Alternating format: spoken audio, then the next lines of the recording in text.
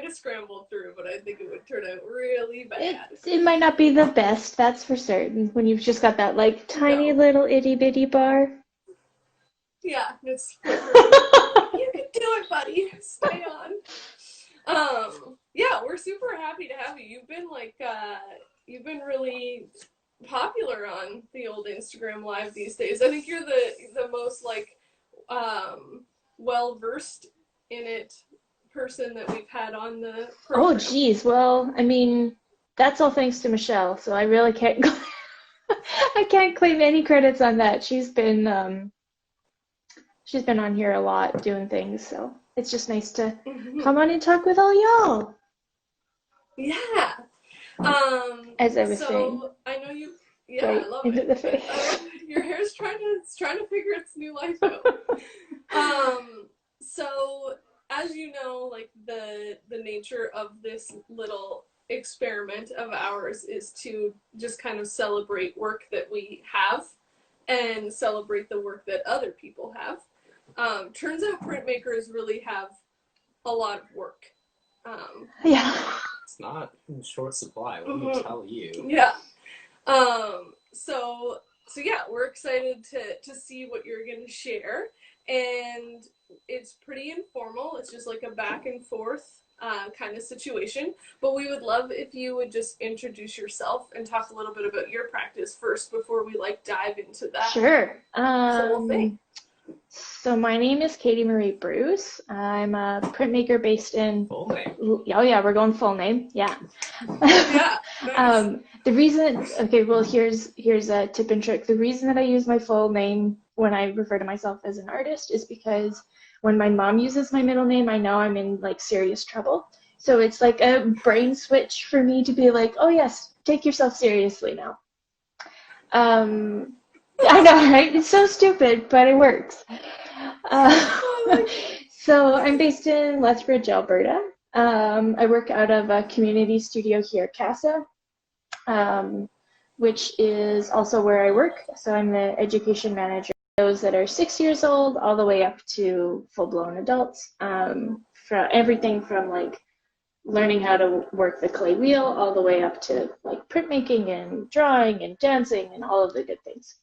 And then sometimes I also teach at the university here. And that's always really lovely when I get to do that. So yeah, that's a little bit about me.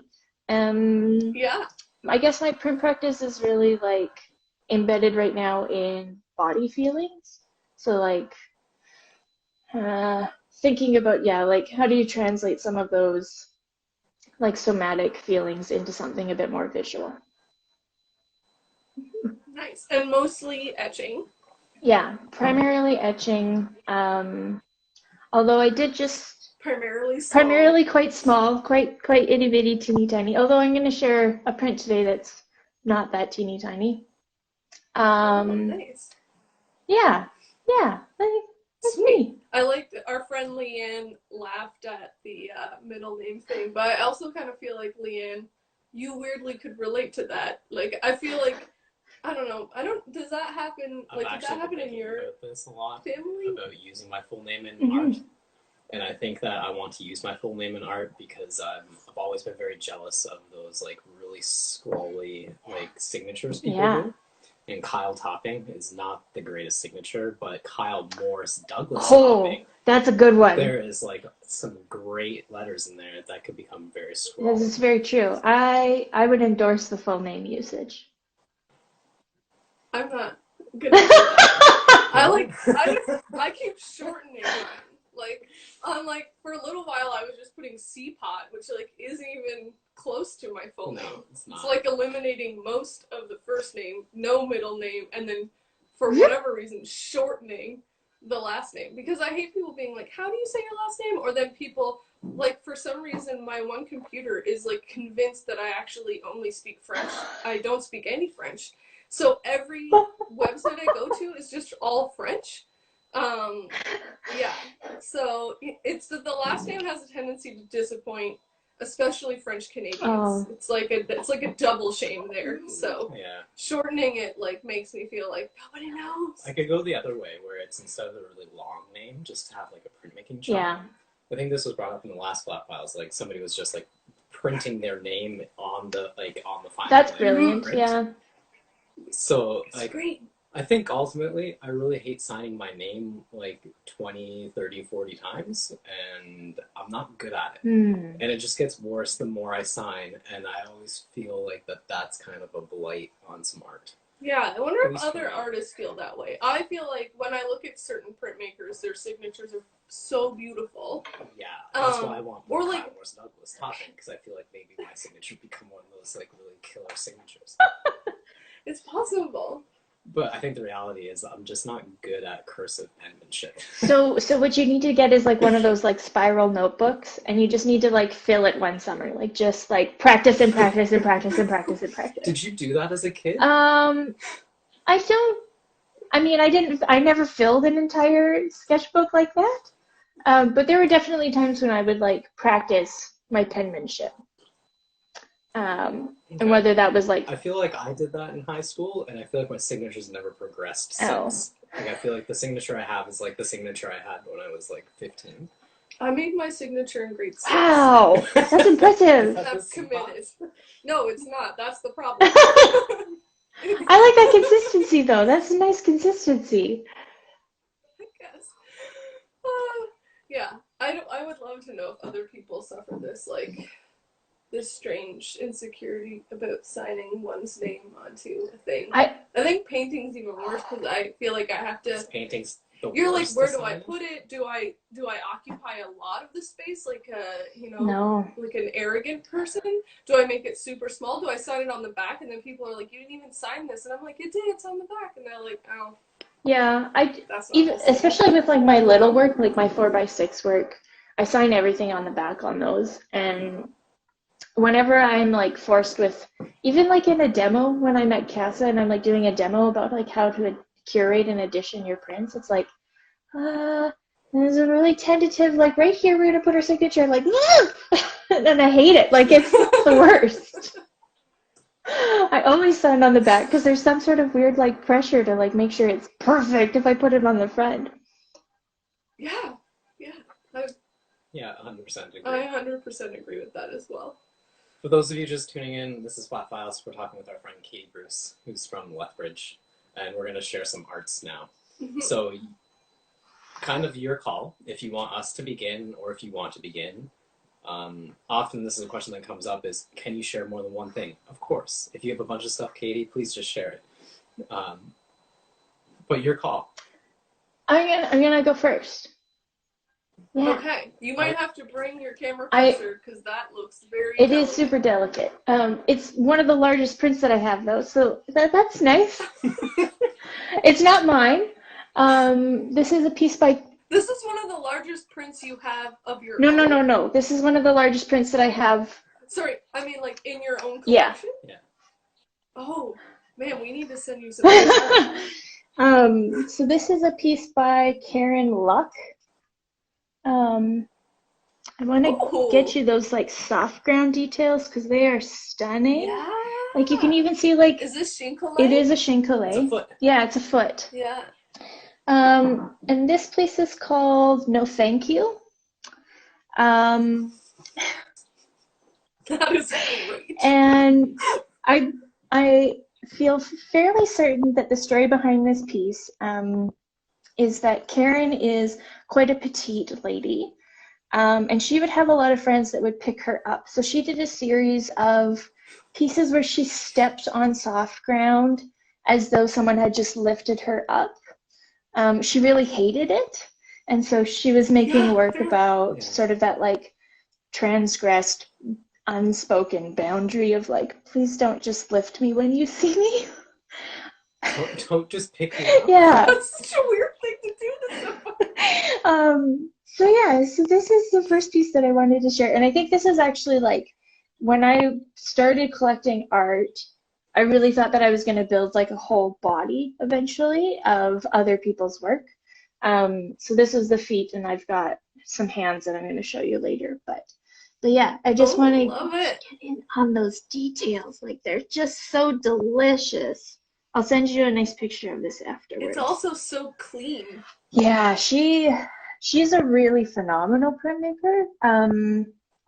She did a piece where she had essentially taken, I think it was like a 2 by 4 foot piece of copper, and using what would essentially be like 0.6 or like 6-point font, she wrote backwards an entire like story, all in backwards handwriting, and then printed it forward. And it was like, I don't even have words. It was just such a stunning piece. Wow. And she did a lot of pieces. I was gonna say, can you describe a little bit about like what you mean by soft print? Yeah, absolutely. Sometimes people that watch this have no idea about what etching is and printmaking Sure. and stuff. So I guess I'll start with saying what hard ground is, because I find it's easier to frame it that way. So hard ground is like a super stable surface to draw into, and it protects the copper plate. And when you draw into it, what you're doing is you are exposing the copper underneath, which then gets etched in a bath of some kind, whether that's an electro etch, ferric chloride, or some other fun experimental thing. Good old acid. Yeah, good old acid. And the thing with hard ground is like it's very stable, and it doesn't break down at all, which is really wonderful. Whereas soft ground, it's a little bit more malleable, so it can take like the gentlest of impressions of like a knit pattern or like your fingerprints. And here, what she's done is she's actually just very gently stepped onto it. So all of the marks that you're seeing there are from her feet actually removing the soft ground from the surface of that plate, and then it is subsequently etched. So it's a way of sort of getting all of these delightful, very delicate little impressions. Mm-hmm. I like it. I like the consideration to use a different color paper too. Yeah. It's like this little boundary that she's created. You know, if it was just on the paper itself, you would still have the the embossment of it. I guess the impression of the plate itself, but it would still feel a lot more open. But having this like contained foot and then having that title, I think really like drives that message home. Well, and I think for me, I really loved the choice of hers to use something that has a bit more of a cheery flick to it. So that's, I guess, another thing I should say is that I used to work for the Japanese paper place, so I get really nerdy about paper sometimes, and this is going to be one of those moments. So this is Gampy Smooth, which is the paper that she actually printed on there. So you can see a lot of the little flakes of bark. Those are added back into the pulp mix at once the they clean it all off. They take out all of that bark, and then when they're making this particular paper, they add some of that back in for a little bit of visual difference and effect. Oh. And I think that I didn't know that works really well with the feet, especially because you're thinking of like sort of the ground and the surfaces upon which we stand. And there's a nice tie in there to sort of add back in some of that detritus. Yeah. Very nice. I like this print. I also like the story about this print. I'm glad that I have the story about this print, because I think if I just put it up, you'd be like, okay, so some feet. That's nice.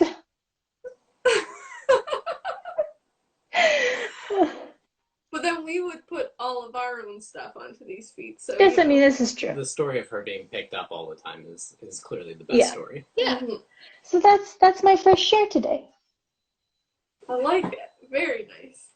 Are you gonna go now, or do I go? Do I go again? Are we trading on and off? We're gonna share. Perfect. We will go. What would you like to start with? Don't matter to me. Maybe we'll start here. Here. Sure. Give me a power washer. Okay. Oh, it's backwards. That's okay. It is backwards. Yeah. So this is an issue of a zine that is produced semi-annually called Power Washer. And it's produced by our friends, and they've both been on this Flat Files with us, Todd Irwin and Josh Dannon. And it is a collection of work and articles and interviews about screen print ironically, it's not screen printed, or maybe that's not ironic, because actually, it's been a really long time, and I still don't really know how to use that word. But anywho, the cover is screen printed. Cover screen. There you go. That's important. The guts are Riso. Literally their words. They call the inside the guts. I did double check that it was Riso on the inside before I lied on camera. So yeah, it's a really great publication. They I think just released their 8th issue, and it is free as a PDF on Directangle's website. But the like hard copy I think is only $10, which I think is like a bargain for a hand printed, super bargain. Like bound. I mean, it's like saddle stitched book with a collection of like really great reflections on screen prints. This one happens to be shooting screens in New York City on a Tuesday with John Irving when you're reasonably bored. And it's a story of how John takes like his screens from his house onto the subway down to like the studio, shoots screens, and then puts them in his backpack, and then heads home. That makes me so nervous just like thinking about that experience. So yeah, I think that like what's been really fun about doing flat files has been sort of like we had like a friend who's a teacher send us a message saying, hey, it's nice that you guys are doing this, because like in print class there's just not a lot of people that like talk about printmaking or like share printmaking resources.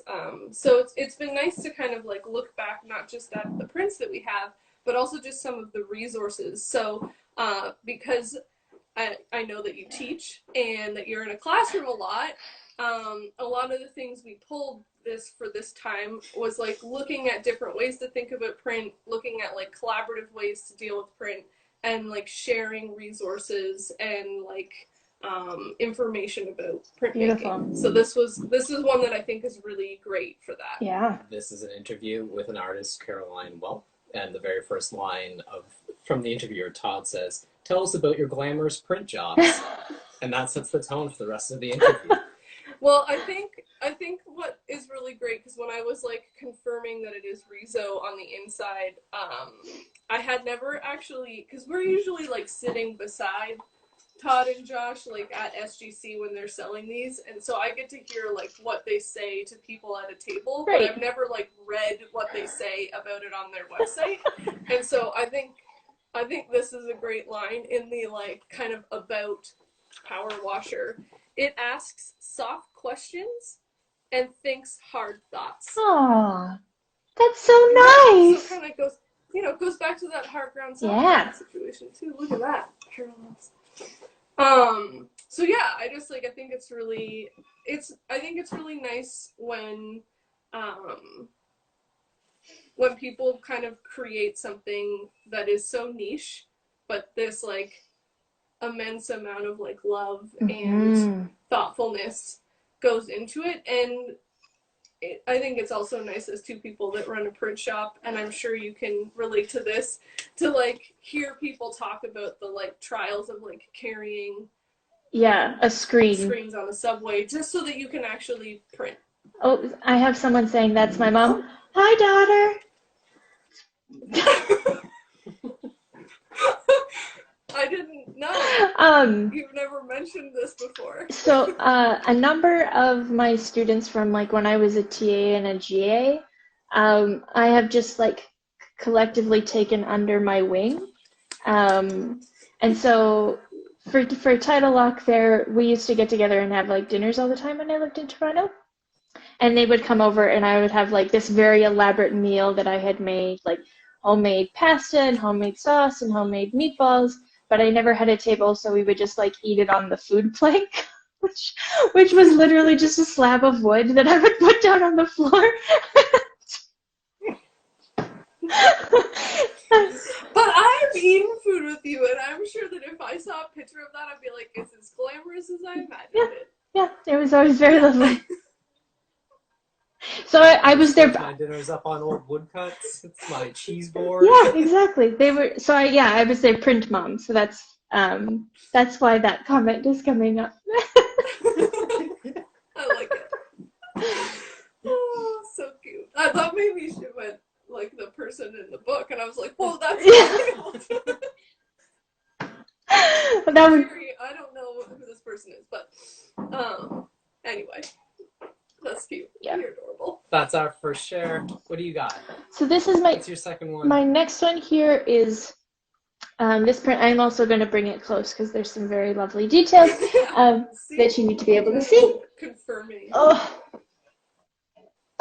I'm not kidding about eating with Katie. If anybody gets the opportunity to share a meal with this lovely person, I would take her up on it. Take her up, because let me tell you. oh yeah, Jen has done the floor It's- table before. Yeah.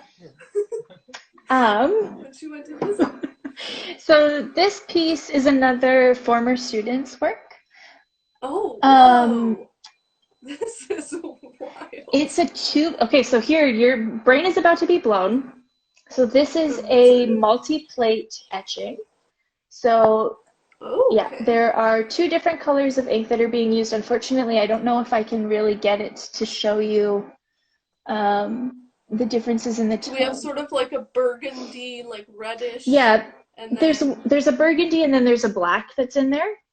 Mm-hmm. And she actually went through and looked at all of the nerve endings in one's hand.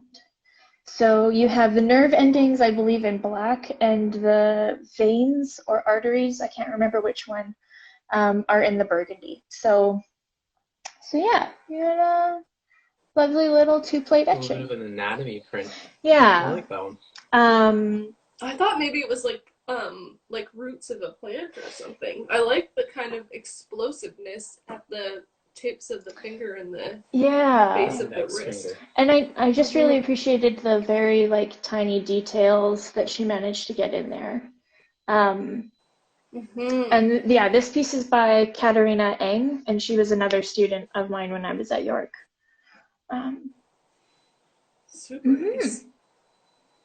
And so this would be a hard print. Yeah. I can't tell with some of this top, like, really detailed The parts. fuzziness, the burgundy looks like it could be like a soft ground from far away. But or like a dry point from far away. I think there's some dry point in that sort of explosion at the tip of the finger there, because there's a lot of little fuzzy bits. But I think it's primarily an etching. So etching and dry point with the multi-plate setup. Sweet. And I know we were fawning over how clean that plate was, but like this plate is impeccable and it is so clean. And so with etching, you're like wiping ink onto the surface of a large plate and like pushing it into the grooves that have been etched, and then you're like taking another material to basically clean the entire plate off, leaving all of the ink in those grooves. So it's a very like gentle, long process of like wiping this piece of copper so that just the areas that you don't want to have ink are clean, and then everything in those lines stays exactly the way you want. So yeah, when we're talking about it being clean, it means like you can see the like embossment of where the plate ends, how big the plate actually is, and everything around that hand is like paper color, with like a very, very subtle shift, because obviously like the plate tone is like super subtle, like even up close you can really only tell in like a certain number of spaces that there are incidental marks on the plate as well. And with it being a multi-plate, so she would have done that process with both of her plates ahead of time. So applied ink, burgundy ink to one and black ink to another, wiped them somewhat simultaneously using separate rags in order to do so, and then printed one plate after the other, running it through the press. So yeah, love it. Yeah, it's just that's like a really gripping. It's like a little bit creepy. Like it's like creeps me out a little bit, but in a way that I really like it. Yeah, I think that's probably part of why I was drawn to it as well, because it was like, this is just a little bit creepy. That checks my boxes, actually. Oh, yeah, that's a good one. I like it.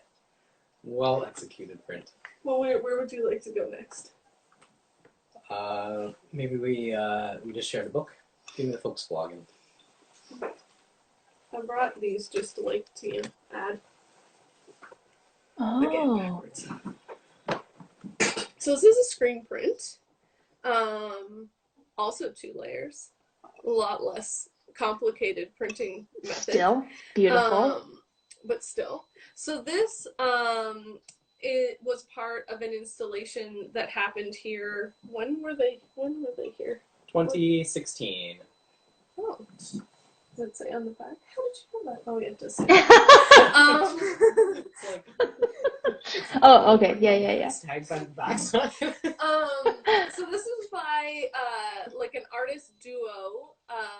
They call themselves Folksblogen.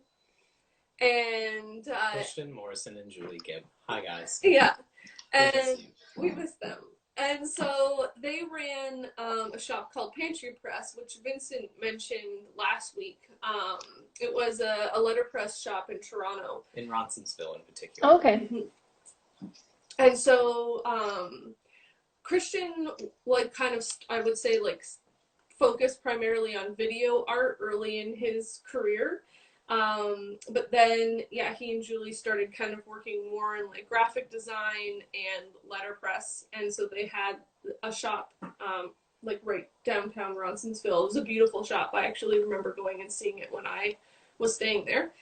And they did that for a number of years. And then in 2014, they sold everything. They sold their whole shop. They sold their whole home, all of their stuff. And they bought a Volkswagen camper van and just decided to live on the road, which they've more or less been doing since then. This year has obviously been a big adjustment for everybody, and a few years back they did settle in a little apartment for a period of time for a number of personal reasons, but for the most part they've been traveling. Wow.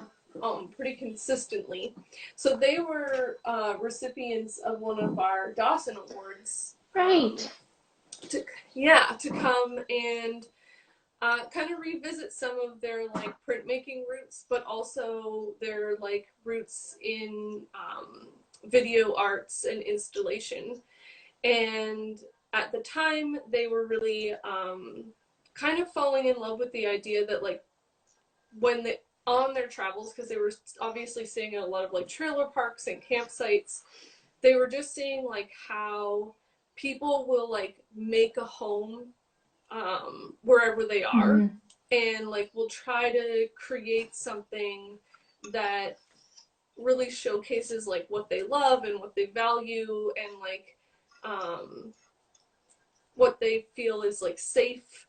So even if it's kind of a transient lifestyle, they were still collecting things that made them feel connected to this place that they were staying in and excited to be there, and so they kind of brought that to our backyard, and they called it Shangri-La, and they essentially set up a little mini trailer park extravaganza. Trailer park oasis. Okay, there you go. Nice. Yeah. And then they had projections on our house and on a trailer that we had of traveling and kind of moving through different states. And then they invited the public to come and have conversations about travel and home and connections to places or people or environments. And those all got written on this picnic table. What is that called? Waxcloth or that plastic tablecloth cover that on, cheap picnic tables? Yeah, the one that's almost always checkered. Yeah. So everybody was invited to contribute a story to that and have a campfire and share stories around the campfire, and it was really very magical and lovely. And I think that they had these posters, and then they had all these little buntings that they had made. I was trying to find them for this, but I don't know where they are. that like reflected on like just some kind of like symbols and words, or they almost felt like signs, like kind of an instruction. Oilcloth, thank you, Jenna. And yeah, so that was what their project was, and I just thought they made these postcards. Oh, lovely. Well. Yeah, I remember seeing like pictures of their installation and like just fawning over the idea of like these projections on your house, and it just seemed like such a lovely tie-in. Yeah, it was really good. And again, just kind of like using print to like share information in a really accessible way. I like that element of that process. So did they do like with that poster, did they have variations within them, or was it all very like a standardized edition? Like, do you know much about the post? They did several different things. The poster is like that, there's no variations on it. I think it's an edition of 12. Okay. But then they also printed they screen printed like pendants. Yeah, no, I know that we have some somewhere. They might all be in the flat files outside. Yeah. They screen printed pendants, the pendants have like these kind of icons of like kind of, I think they're like kind of tropey things when you're stopping around like camping sites and things like that. Like, you know, like that like little man that's like walking. Yeah, with a stick. Like that you would see on like a hiking trail. Yeah, like those kinds of like icons. Nice. Very good. So they did that. They did series of these postcards, and like some of the postcards you can't read it because it's backwards, but they have like little thoughts or reflections from their trip. What's this one say? What this campsite lacked in ambience, it made up for it in proximity to, I don't know what that's. Jaru. I don't know what this word is. Juarez. It's backwards. Okay, try to like Juarez. Anybody? I think it might be a place. Yeah. The story of them breaking down stuff. At first glance, I read jacuzzi, and I was like, it's not jacuzzi. Although being in proximity to a jacuzzi could make up for a lack of ambience. I think it would always make up for a lack of ambience. Unless you hate like public baths. You know, not that it's exactly a public bath, but it's like public bath adjacent. Yeah, that's pretty similar. I guess jacuzzi in COVID times might not be the most boonful thing. Yeah, it could be a while before anybody's stepping into a steam room. But yeah, that's our second share. Lovely. This lovely piece by wonderful people. So my last official share, I took the glass out of this because I actually just got this print back from an exhibition. So it looks really fancy because it's framed, but actually I just didn't want to take it out of. It was a lazy move. It was actually not a fancy move. I want to clarify that ahead of time. So this is the print that you used kind of to share this as a thing that was about to happen. This is self-soothe. Right now, when I made this piece, I didn't think I'd be editioning it, and I am still in the process of editioning it. It is 3 separate prints shingle-laid together. It has that speckled paper, doesn't it? So, I'm so glad you asked. Actually, no, it doesn't. So it has 2 different papers. You are correct in seeing that. So the rib cage is actually cut out of a, it's called Inshu Gampi, which is an incredibly light, it's, I think it's 34 inches by 29 inches, or no, sorry, 39 inches by 24 inches, and that entire sheet only weighs 16 grams. So it's like super, super, super, super, super light, and it is what's the poundage my on that paper? Favorite paper. It's like 12 GSM. No, it's less than that because the 12 GSM is 12 grams per square meter. Yeah, it's like it's super delicate. It's what I do like when I work with folded pieces or layering things. I generally work with Inshu Gambi because of its transparency. Like, I mean, this is a piece here, so this is a non-cut out rib cage, but it is literally like a feather, like it. Oh, so you're printing onto the paper first and then cutting it out and then gluing it Yeah. on. You're not doing the crazy thing of like cutting it out, putting it on the plate, and trying to print it all at once. No, and I don't think that would be possible with this one. I don't think so. So It's super subtle. cut out like all of the spaces in between the ribs as well. And that would be a nightmare to try and print simultaneously. So I'm not that crazy person.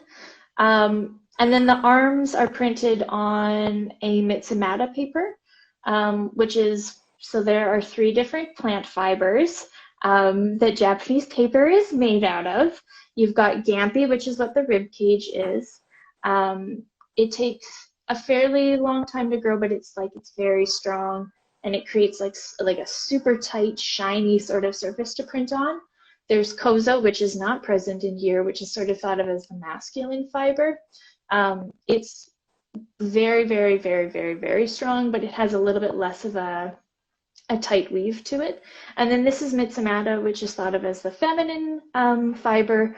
It has like a really subtle, gentle, sort of like peachy tone, as you can see there. So this hasn't been bleached or anything. And it takes I think this one is the longest one to grow, so they generally don't do a lot in terms of changing this paper because there's not time for experimentation. There's a question in the comments about where I have all these paper from. They are from the Japanese Paper Place, which is based in Etobicoke. So if I know that what you're seeing is little flecks, those are actually all the freckles on my arms. So I took a picture of that and then worked directly on top of the picture in order to figure out where all those freckles were. Cool. Nice. Yeah. Can you talk a little bit about like the hand gestures in this? Sure. So like it's a very like scaled down image, so I feel like the way you decided to hold your hands feels very important. Yeah. The print is called Self-Soothe. And it's actually how I've found, so like if I can't sleep at night because my brain is running a million miles an hour, or because like I'm having an anxious moment or whatever the case is, like I will place my hand sort of here as like a holding of oneself. And so that's mimicked in the hand gesture. Yeah. That's so nice. The question about the paper is coming from India. I feel like if you... The JapanesePaperplace.com? Yeah. But I feel like you could probably search those terms and find somewhere closer so that it's not being shipped basically from that side of the world to Ontario and then back. Yeah. In that they direction. Should have a list of wholesalers and retail locations on their website. It has been several years since I worked there, and they were working on upgrading the website when I left, so I don't know how far that got.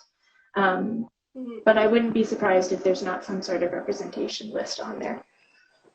Perfect. I guess I like presumed that the coloring of your arms was like a ink choice, but it's the paper itself being that shade, and yeah, that's really nice. Is the ink, what color ink did you use? Because it looks like... It don't look like any intense black. No, it looks really soft, like a brown? No, it is that? actually just like straight from the tube, bone black. Really? But the arms were done in dry point, and the ribs were etched. The arms are dry point? The arms are dry point. On copper? Yeah, Kudos. not on copper. Those lines are excellent. Thank you. Actually, no. So the ribs were done on a copper etching, and the arms were done on... Aqua makes like a printmaking plate, which is like this actually I probably have some. Hold on. Is it that like kind of thin plasticky stuff? Yeah, it's Whatever it is. It's like Oh, a yeah. it's like a plastic We packing have film. some. We haven't really used it yet. Yeah, this is my, like, Morgan was playing around with it when she was I here. really love this stuff. Like, I love it. I like it especially when I'm working with like double-sided images, which aren't present in here, but because then I can work on both sides of the plate and see how those things are going to line up when I print them on both sides of the paper. But yeah, it's really beautiful to draw into. You can actually burnish your lines back together, like it's soft enough that you can erase your mistakes. Smush them down. Yeah. Yeah, because like my experience with dry point is like high school. You're introduced into plexiglass, and plexiglass is like not the best to draw into. No. And then I had some experience with copper. Copper's great, but copper is a struggle at times, and this stuff is fantastic. Yeah. It's very buttery. It's super buttery, and like so like when I was making bruises, I was using like a roulette and actually doing it on to that material, because then I could stack each of my layers together on of the plates and actually see how those could work together. So it has like a lot of really beautiful benefits to work with. Yeah. So the arms are dry point on that, and then the rest of it is Super etching. cool. That's awesome. I really like this print so Thanks. much. Yeah, Jenna, I think it would be really good for students. And Leanne, thanks for the note that you put above about possible places for paper, like within India, I believe. Okay, our last share is another book. Yay! Being that you're in Alberta, we thought we would share another little Alberta-based nugget of greatness. Is that Uppercase? It's Uppercase. So this is the collection of printmaking studios and printmakers that Uppercase put out a few years back. And yeah, I just really I love Uppercase. I love like the principles that they work by, like keeping themselves independent, trying to be as ad-free as possible. Like there are I don't know if you would call them necessarily ads, but you can, like Kyle and I could like put a promotion in about the studio or a show that we're a part of or something like that.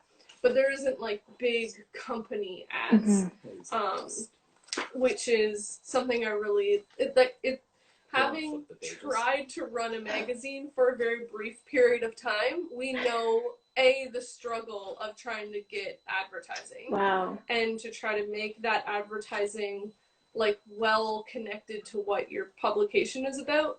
And then just like how expensive it is to produce anything. Yeah, it is absolutely. So expensive. And I think that like not only does Uppercase have it smells like a book too. It smells like it's yeah, well, I mean, it's like Uppercase is a quarterly magazine. I can grab one of the magazines. I think I have like an older one sort of close by actually. But then they also have been producing these like I don't know what it's called. They're like proper books and they're like very focused. They're called like Encyclopedia of Inspiration. Oh. So there's a printmaker, there's a quilt one, there's another book, we have it that's like looking at illustrators and it's talking to them about like kind of their artistic habits. So what gets them in the studio, what do they like, how do they like to start a project, that sort of thing. This one is about print shops and print makers. So, it's everything from like this, which is like more of a repeat pattern sort of surface design, to people that are working beautiful in letterpress. It's kind of like a cross section of Canadian print shops, isn't it? Yeah, I think there might be like some places outside of Canada, maybe even further. But yeah, so it's like these really... like Baltimore Print Studios, Blackbird. Okay, so it's like... Well, here are some of the other focused. It's like, so yeah, there's like feed sacks, like botanicals, like things that have to do with stitching and embroidery, so like fiber arts. Wow. yeah, I just think that what Uppercase is doing is just a really well considered display of not just American art makers, but Canadian art makers, which is really nice. Yeah. I think I feel like I don't see as many Canadians being represented in like a publication like this as I wish that I did. And also just like really approachable. Yeah, so we're in here. And really lovely. I'll grab one of the magazines. Just 1 sec. It's a very lovely print shops. It makes me very jealous. I mean, it makes me jealous just like vicariously flipping through them because it's like, wow, look at all of that space. I know. I have to always remind myself that they took time to like set and stage their spaces and the lighting's good, and so like my space can look like that too. This is one of the magazines. Yeah. So like just the paper quality, I accidentally spilled some water and so it's a little wrinkly. The paper quality is like all matte. So like just because we're on a bit of a paper theme, like it's matte, it's pretty thick. It's like the saturation of color is really beautiful. Nice. Like you have to appreciate like a good printing, especially when you're doing like an arts publication and so you're printing people's work.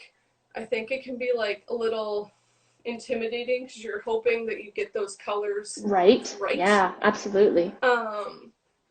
And yeah, I think it's just done really well. And then there's like a nice like sort of like theme that's in each particular volume. And yeah, it's a great publication and it's Canadian. I think I've got one somewhere in my studio or in my office space here. Like there is one floating around. I remember seeing it. I just don't know where it is. Yeah. I'm a big fan of that magazine.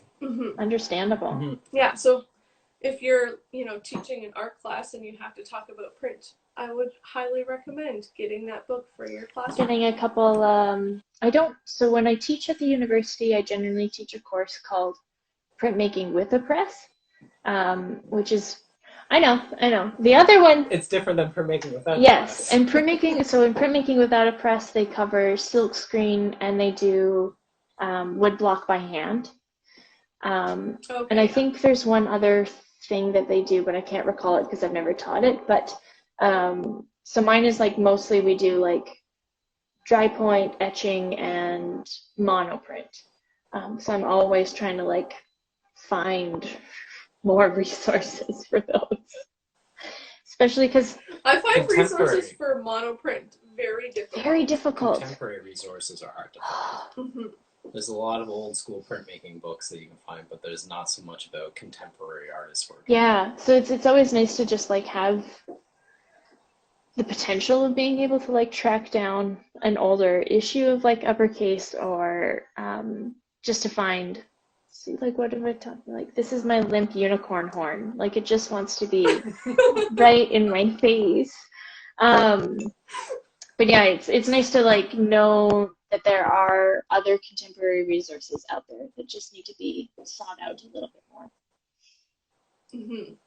I think that Open Studio not too many years ago, like kind of early days of us being open, they did early days was 10 years ago. Something like a conference. Yeah, I know, but it was less than 10 years ago because we had been open for a bit. They did like a conference. I think it was called like Printopolis or something like that. Yeah, I have the book. And they released a publication. You have the book? You have it? I wanted to get it, but then I just never. Right here. Yeah, it's great. It's a really good one too. Yeah, I appreciate the like. This is I think more essay based. Like, Ooh, yeah.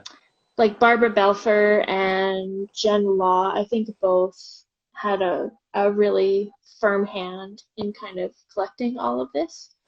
And it's nice, like I use some of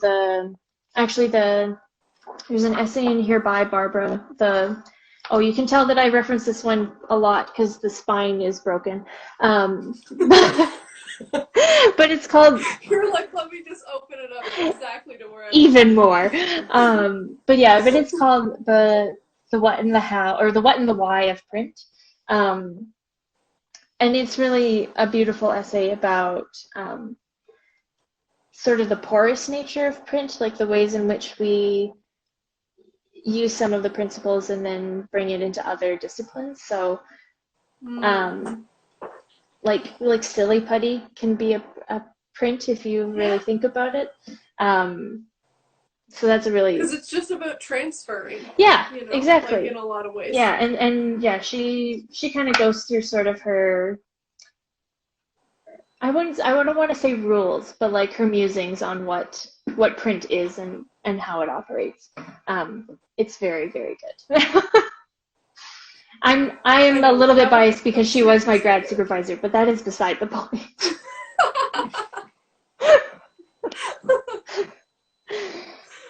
We'll forgive you. Thank you. You can still love it, even though there was, you know, a different link. Yes. Like I sincerely like that print that you showed, not just because it's yours. Oh, okay. Well, thank you. Appreciate that. Yeah. But yeah, those are our three shares this week. Beautiful. Yeah. It was so nice to see It was you. good. I really liked that work too, and that like body connection that you had with all three is really lovely. Yeah. When I like started pulling things out of my portfolio the other night, I was like, oh, this is a nice little, like, we have like a beginning and an You have end. to send her a lung print. Yeah. To fill in those ribs. A lung print. Oh. I maybe I lied a little bit earlier when I said that I didn't have any like massive prints, because I do have one that's like it's a full sheet, like it's ridiculously sized. But I don't know who made it. Someone left it in the drawer at the end of summertime, once upon a time, and it is like this puzzle piece or some kind of like wood reduction print, and it's of this deer, and it is like, man, it is one of the most hideous things I've ever seen, and I love it more than words.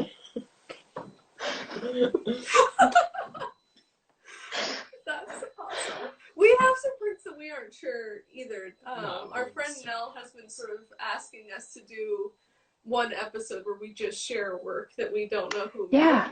She's going to be coming on with us at the end of September, and there's a good chance that that will be the focus. That would be exciting. At least on her end. But yeah, I mean, like sometimes you just end up with work, and you're like, yeah. Where did this even come from? Especially coming out of university when like people don't sign stuff. Exactly. Or, like, you know, and it's like, well, even the steal it from a print drawer. The hand print piece, that one, like, I felt like a PI last night trying to figure out this student's last name. Like, I had to go through like 6 layers of like Facebook contacts in order to find it.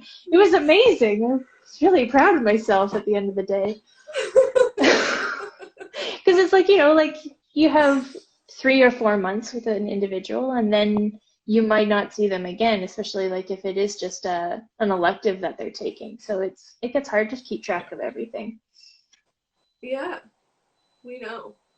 We totally know. You should hire me as an assistant, and I'll come and I'll archive all of I'll make it into a beautiful spreadsheet.